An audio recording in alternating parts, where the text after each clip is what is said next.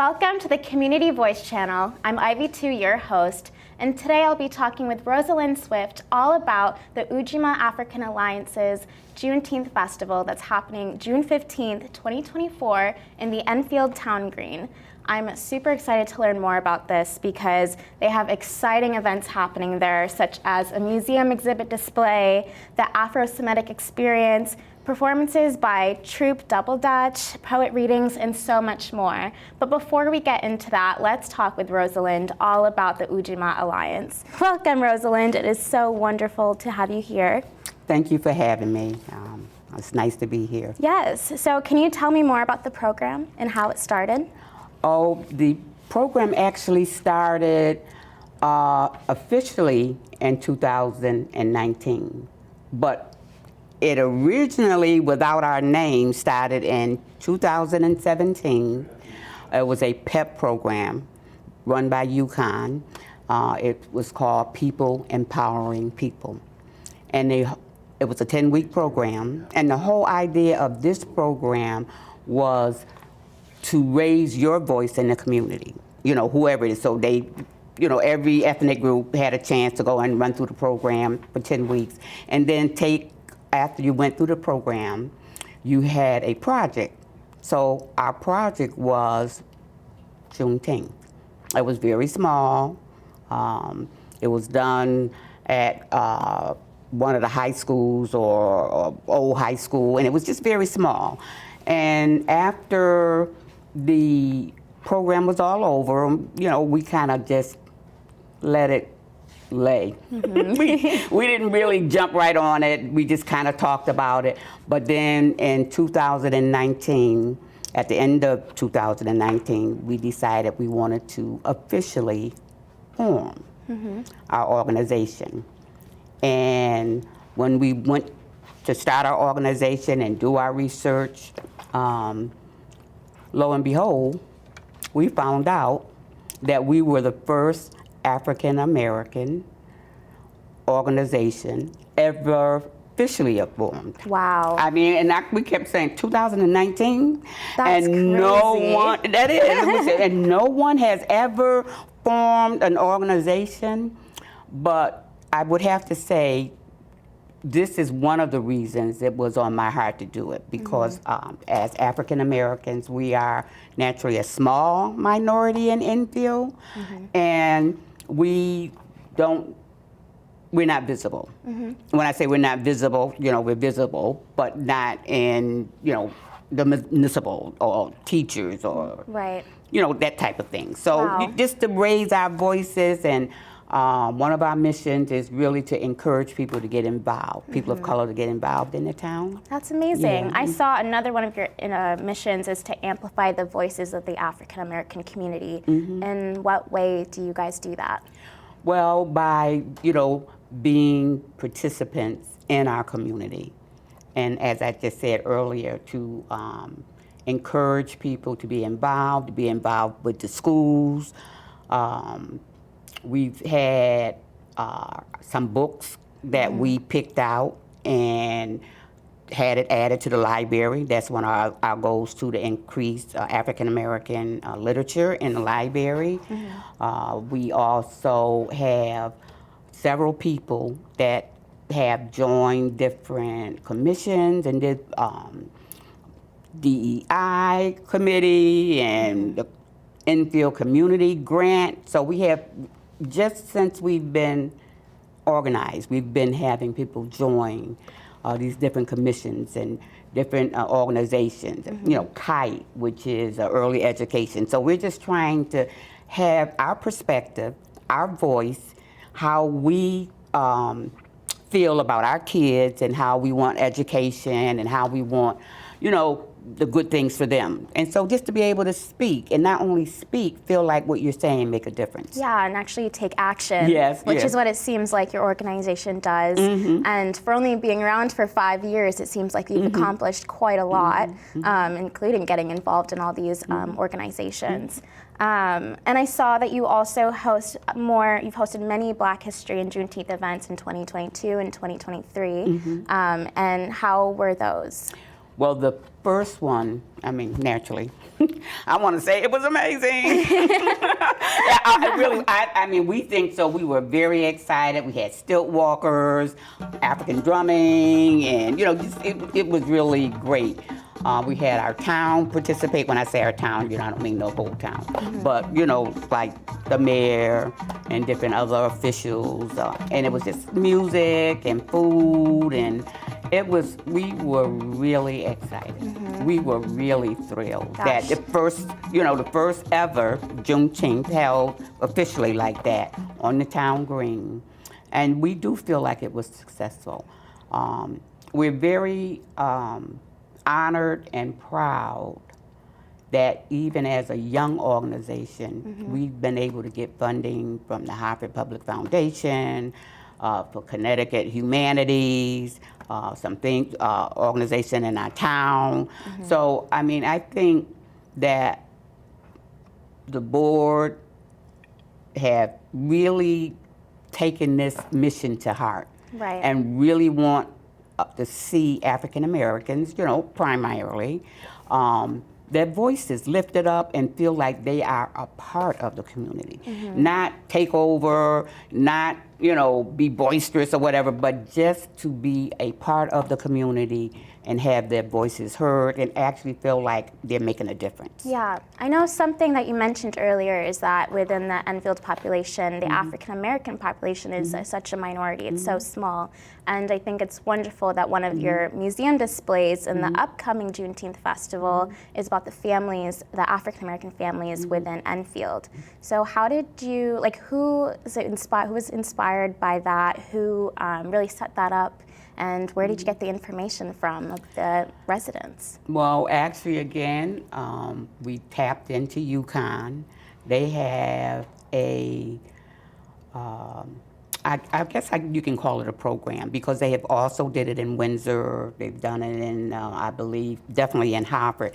And what this program does is just go into a city or a town like ours and just want to interview, as far back as they can, just regular people. You don't have to be, the president or a big title or famous, but if you want to say like grassroots people that have literally raised their kids there, paid taxes, did the regular things that other families do, but never told, the story never told. I mean, I have to say, not very much is known about really early life of African Americans. I think the professor have went back to as far as maybe 1700, 1800. But we were interested in people that have been there, say like over the last 50 years, names that people would know, just regular, everyday people.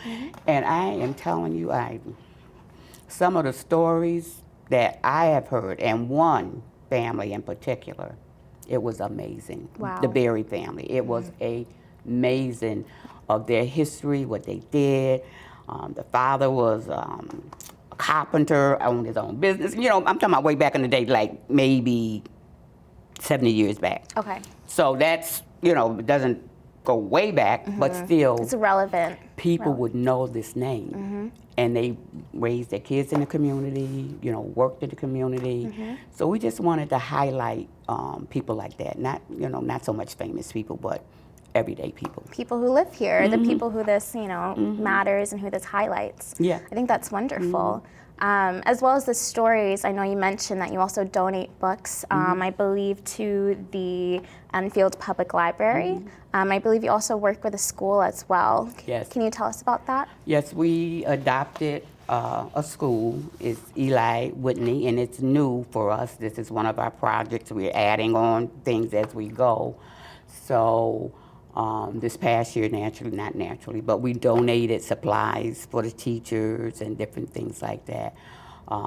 We are also engaged with whatever the school is doing, and that's one of our goals now, is to have a particular person, 2 or 3 maybe, to really work in that school, volunteer in that school, and just meet whatever needs that the school might have as representing a person of color. And as they say, you know, a lot of times when you see yourself, you know, meaning your own skin color, your own race, you know, you unite, you feel better, you feel comfortable. Absolutely. And so this is one of the main goals, too, that we want to be visible. Yeah, representation is everything. It is, yes. Do you have a personal view on like representation and like how that can impact youth as well? Definitely. I think, and speaking for myself and me, I raised my children in the Enfield public school, so sometimes they felt intimidated. My youngest girls now are 50, so they went through the school and they felt intimidated. They felt like people didn't really understand them or couldn't really relate to them. So with someone of your own color, your own ethnic group, I think it's a way of making youth feel safe, if you want to say. And I hate to use the word safe, like they was going to beat them up, you know?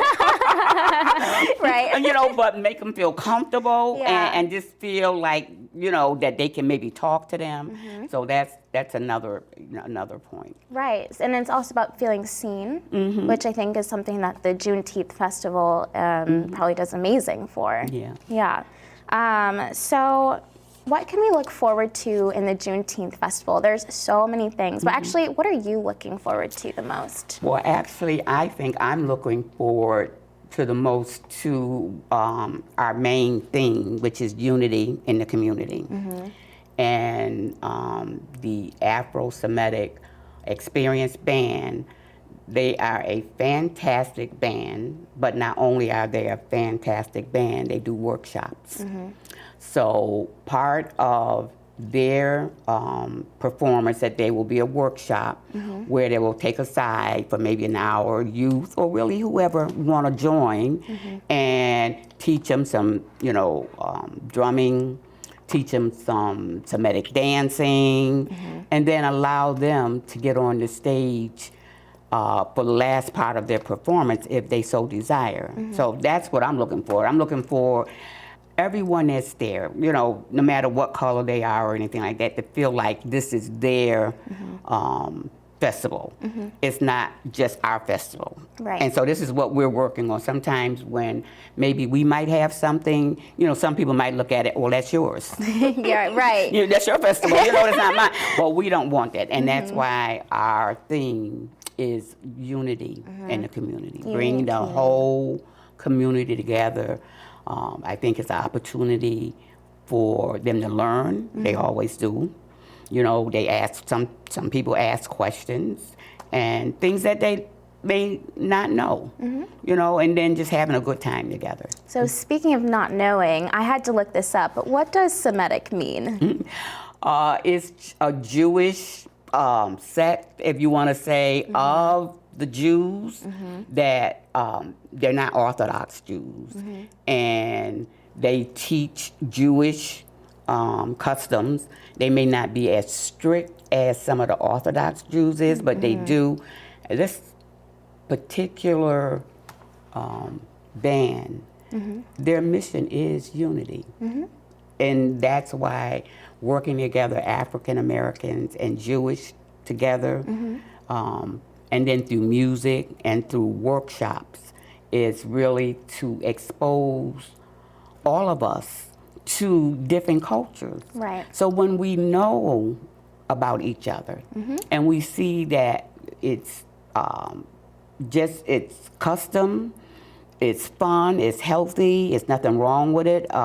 It's just sometimes a lack of understanding. Right. When you look from the outside in. So it's really teaching the Jewish songs and music and different things like that. But then they do some talking. So a little bit of talking, some dancing, some drums. I want to be there. So you're welcome. And it's open for everybody. Anybody drop by. Okay, amazing. So how can someone actually get involved in Ujima outside of just coming to the Juneteenth Festival? Well, they can contact me, and my name is Rosalind Swift. Our Gmail is UAAA Enfield at gmail.com. And they also can reach out on our Facebook. We have a Facebook page, Ujima African American Alliance. We are also on Instagram, and I'm open for anyone that wants any more information about our organization. We would love to have board members, more board members, and and grow the organization. And you don't have to live in Enfield. Okay, Ivy? lovely. Ivy, I live in Ivy. LA 10. I'm so close. Yeah, you do not have to live in Enfield. Great. So can you tell us about the performances that are coming, such as the Troupe Double Dutch and Magic Soul Drumline? Where are they based out of? How do you know them, and what are they going to be doing? Yeah, so the Magic Soul, Drumline is out of Hartford. Amazing. They were there last year also. And it's young kids, I would say under 20 definitely, maybe even younger than that. And their performance is, drumming and dancing. And I actually just reached out to them, trying to find different performers. So I'm one searching all the time for people that could help, or young people. And we thought they would be an inspiration to the young people to see them doing that, you know. Same thing with Double Dutch. I tell you a story about that, though. That was more for me. Were you a Double Dutch in a past life? I used to Double Dutch. Oh, I really? did, back in the day. So long time ago. And then some of those things are now, and they don't do it as much. They kind of do it professionally now more, but we did that like just out in the yard. That was one of our go-to things, hopscotch or, just different things that they don't seem to do now. So I wanted to see them do that, you know what I mean? And then, again, for the young people, to see that you can have good fun, you can learn team skills, and they travel. Right, They went to New York, to compete, the Double Dutch group, so that's, part of it. We just wanted a variety of performers with different skills and different things to bring to that day, so people could really just enjoy the full day with different things. Young people, older people, it's for everybody. So you'll be up in the Double Dutch too? I don't think so. I already said so to somebody else. I don't think I can make the team, but I can cheer them on. Absolutely. I saw one of the accomplishments of the Ujima African Alliance was getting a poet laureate into the Enfield organization, correct? Will they be speaking at the festival? Yes, they will. Amazing. Enzima Hutchins. Amazing. I mean, she's everywhere. I mean, and this is what we want. We want, our talents to be seen and showcased. She is one amazing poet. She runs all kinds of workshops, all kinds of writing shops, and she's really, in these last 2 or 3 years, she's just blossomed. And then again, she's the first African American poet laureate in Enfield. So that's some of our goals, not just to be the first, but just that we are now having a voice. Getting our foot in the door. That we're being recognized for what we do. So yes, she will be speaking. That's amazing. So can you tell us about the other speakers who will be coming? Now this other speaker, I do not know him personally. I got his information from Terry Lynn over in Vernon, and his first name is Quasi. I wouldn't try to attempt. If you have it on your sheet, I wouldn't try to attempt it. That's why I went to you. I deferred to you. Yeah, right. I don't want to attempt to, butcher his name. Yeah. But I did hear him personally, and he was excellent, but I don't really know him personally. So I'm looking forward to, to him and Zima.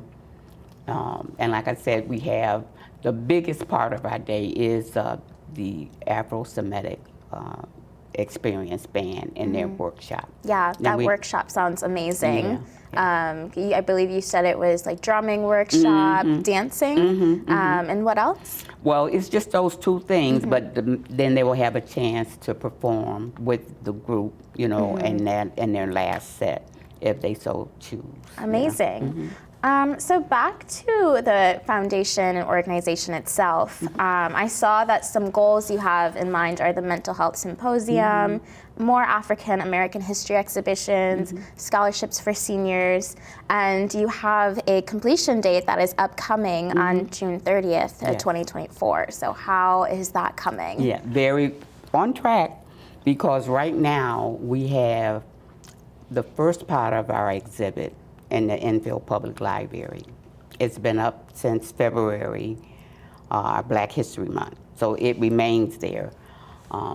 At our Juneteenth festival, it may not be complete, because the more we talk and the more we look at things, then we can see where we can keep expanding and keep adding things and different things like that. So, but a good portion of the addition will be shown. Okay. And that will be people that was just born and raised, you know, maybe not born, but many, many years in Enfield.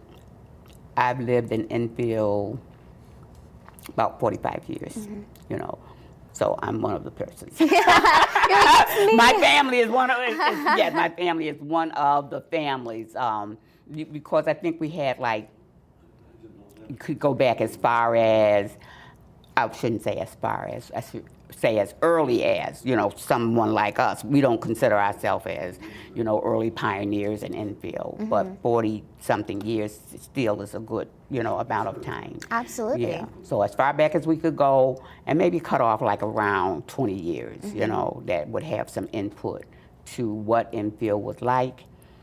When we first moved there, the main drag was 2 ways, pitch black, 1 or 2 lights, you know, during the main drag. It's nothing like that now. Enfield has changed and transformed. Yes. So on the Mental Health Symposium, mental health is such a big thing today. Can you tell me what that is about? Is it like including the African American community? What is the Mental Health Symposium? Well, this past February, Black History, we had 2 guest speakers. And we had also Kevin Young, and I don't know much about the sound, and I wasn't there. Believe it or not, I wasn't able to be there. They said that was amazing. It was so relaxing, and it's a way. We had one gentleman talk about how he just felt like even his anger drifting away. Just listening to the sounds. I guess they played bowls. Sound bath? Maybe that's it. Oh, the sound bath. Yeah. Yeah. And so he plays bowls and things. I mean, I couldn't even kind of really imagine. But we do know that mental health for African Americans, Black, however you want to identify yourself, is traumatic. And for years we were not able to confess it. We felt like you couldn't talk about it. The trauma that you might have experienced, you know, whether it was even on your family side, but just being a person of color. Yeah.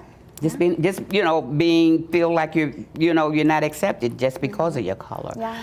So all of those things played a role and an impact on African Americans. That's why we are so passionate about education in the schools and allowing people to talk about it, allowing the kids to talk about it. I sometimes you don't know if you can say certain things when you're doing an interview, but to give a story, I actually had a guidance counselor, you know, tell me, because my daughter was experiencing, you know, trauma and feeling, you know, not wanted and different things like that. And he literally looked me in my face and said, "You knew what the town was made up of.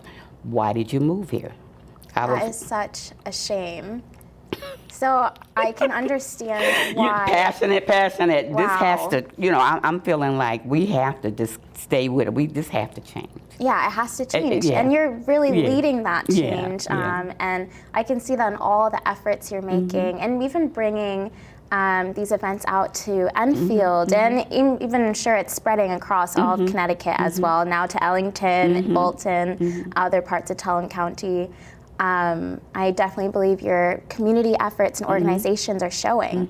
Is there anything else that you'd like to add about Ujima or the Juneteenth Festival? Not in particular. Like I say, we are on track for our goals. We plan to give a scholarship out in June. And basically, we're going to continue to expand our exhibit and museum. After the Juneteenth, it'll be stationed permanently in the Enfield Historical Society as a permanent display. Good, good. And I would say, thinking back to when we first started, we do have a display in there now as being the first Black organization. You know, we have our shirt, we have a journal, we have our flyers and different things like that. Amazing. Well, I'm so glad that we got to speak with you, Rosalind. Please, everybody go out to the Juneteenth Festival that is happening on June 15th, 2024 with the Enfield Town Green. We are so excited that you were here to tell us more about it, and thank you from the Community Voice channel. Thank you for having me. Of course. It was a pleasure. It was a pleasure. We want to expand our audience. Yes. Love that. Thank you.